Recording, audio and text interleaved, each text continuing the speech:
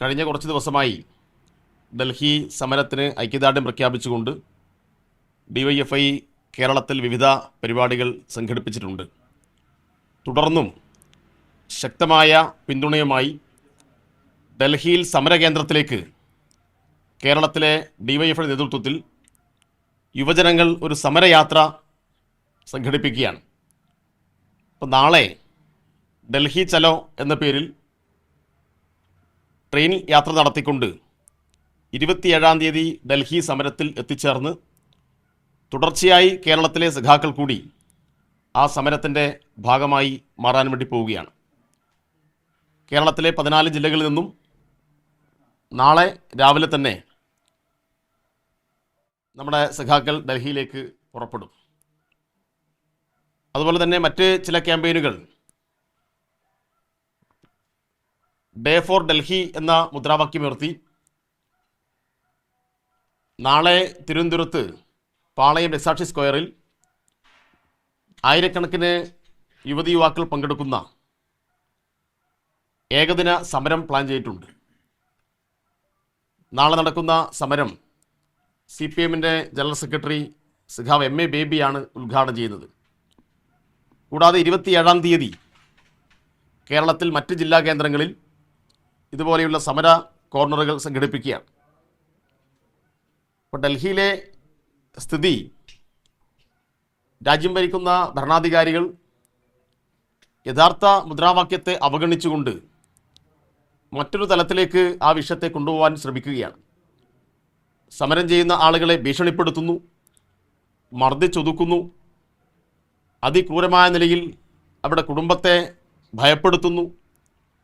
പക്ഷേ നിരവധി ഭയപ്പെടുത്തലുകളും ആയുധ പ്രയോഗമെല്ലാം ഉണ്ടായിട്ടും രാജ്യത്തിൻ്റെ തലസ്ഥാന നഗരിയിലേക്ക് ലക്ഷക്കണക്കിന് ആളുകൾ ഒഴുകിയെത്തുന്ന ആവേശകരമായ ചിത്രമാണ് കാണാൻ വേണ്ടി കഴിയുന്നത്.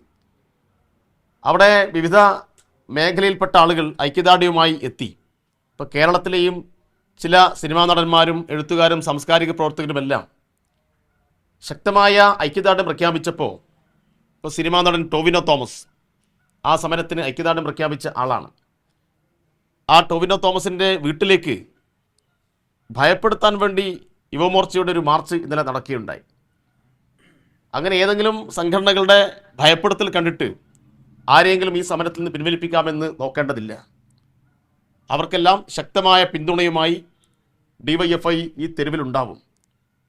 അങ്ങനെ ഭയപ്പെടുത്താൻ വേണ്ടി ആരെങ്കിലും തെരുവിലേക്ക് ഇറങ്ങിയാൽ അവരെയെല്ലാം ആ നിലയിൽ തന്നെ നേരിടേണ്ടി വരും എന്നാണ് അത്തരം ആളുകളെല്ലാം ഓർമ്മപ്പെടുത്താനുള്ളത്. ഇത് രാജ്യത്തിൻ്റെ അഭിമാന പോരാട്ടമാണ്. നിരവധി പരീക്ഷകൾ അട്ടിമറിച്ച് കോഴ വാങ്ങി അഴിമതി നടത്തി കുട്ടികളുടെ ഭാവി തുലച്ചു കളഞ്ഞ ഒരു കാര്യമാണ്. ആ കുട്ടികൾ നടത്തുന്ന അവരുടെ ഭാവിക്ക് വേണ്ടിയിട്ടുള്ള പോരാട്ടം ലോകത്തിൻ്റെ ശ്രദ്ധ ആകർഷിക്കുന്നു എന്നാണ് കാണാൻ വേണ്ടി കഴിയുന്നത്. അതുകൊണ്ട് ഈ സമരത്തെ പിന്തുണയ്ക്കേണ്ടത് എല്ലാ വിഭാഗം ആളുകളുടെയും ആവശ്യമാണ്. ഈ സമരത്തിന് ഡിവൈഎഫ്ഐ എല്ലാ പിന്തുണയും നൽകുന്നു. ഡിവൈഎഫ്ഐയും ഈ സമരത്തിൽ ശക്തമായി അണിനിരക്കാൻ വേണ്ടി പോവുകയാണ്.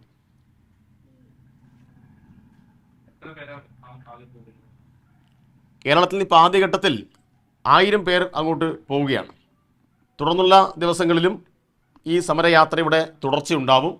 അപ്പോൾ ആദ്യഘട്ടത്തിൽ നാളെ തന്നെ 1000-ൽ കൂടുതൽ ആളുകൾ, 1000 ആളുകൾ നിശ്ചയിച്ചിട്ടുണ്ട്, അതിനേക്കാൾ കൂടുതൽ ആളുകൾ ആവേശത്തോടു കൂടി ആ സമരയാത്രയുടെ ഭാഗമായി മാറുകയാണ്. അപ്പോൾ അവർ 27-ാം തീയതി രാവിലെ അവിടെ എത്തും. ഇപ്പം നാളത്തെ പഠിപ്പ് മുടക്ക് സമരമുണ്ട്. വിദ്യാർത്ഥികൾ നടത്തുന്ന പഠിപ്പ് മുടക്കിന് ഡിവൈഎഫ്ഐ ശക്തമായ പിന്തുണ പ്രഖ്യാപിക്കുകയാണ്. രാജ്യവ്യാപകമായ പഠിപ്പ് മുടക്കാണ്. രാജ്യത്തിൻ്റെ ചരിത്രത്തിൽ സമാനതകളില്ലാത്ത വളർന്നുകൊണ്ടിരിക്കുന്ന ഈ പോരാട്ടത്തിന്, അതിൻ്റെ ഭാഗമായി നടക്കുന്ന പഠിപ്പ് മുടക്ക് സമരത്തിന് ഡിവൈഎഫ്ഐ പിന്തുണ പ്രഖ്യാപിക്കാൻ വേണ്ടി കൂടി ഈ സന്ദർഭം ഉപയോഗിക്കുകയാണ്. രാഷ്ട്രവിരുദ്ധ ഭീകരവാദ സംഘടനകൾ ജനാധിപത്യത്തെ അട്ടിമറിക്കാനായിട്ട് നടത്തുന്ന സമരത്തിൽ ഈ ഡിവൈഎഫ്ഐ ഇതുപോലെ ഈ പറയുന്ന പോലെ കേസ് ഉൾപ്പെടെ SS ഉൾപ്പെടെയുള്ള സംഘടനകൾ കൂട്ടുനിൽക്കുന്നതെന്നാണ് രാജ്യത്ത് വിഷയം നടന്നത്. യഥാർത്ഥ രാഷ്ട്രവിരുദ്ധർ ആരാണ് എന്ന് നമുക്കറിയാലോ. നമ്മൾ ഭഗത് സിംഗിൻ്റെ പിന്മുറക്കാരാണ്, ചന്ദ്രശേഖർ ആസാദിൻ്റെ പിന്മുറക്കാരാണ്.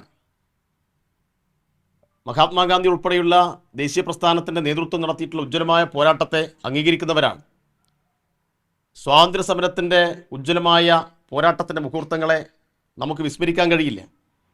എന്നാൽ ഇവരെയൊന്നും അംഗീകരിക്കാതെ ഈ ദേശീയ പ്രസ്ഥാനത്തിൻ്റെ ഉജ്ജ്വലമായ പോരാട്ടത്തെ തള്ളിപ്പറഞ്ഞ് ഒറ്റുകൊടുത്ത സവർക്കറുടെ പിന്മുറക്കാരാണ് ഈ പറയുന്ന ആളുകൾ. സവർക്കറുടെ പിന്മുറക്കാർ ഇത്തരം വാദങ്ങളുമായി വരുമ്പോൾ അതിനെല്ലാം ഏത് നിലയിൽ കൈകാര്യം ചെയ്യണം എന്ന് ഞങ്ങൾക്കറിയാം. അതാണ് ഇപ്പോൾ ഡൽഹിയിൽ കണ്ടുകൊണ്ടിരിക്കുന്നത്.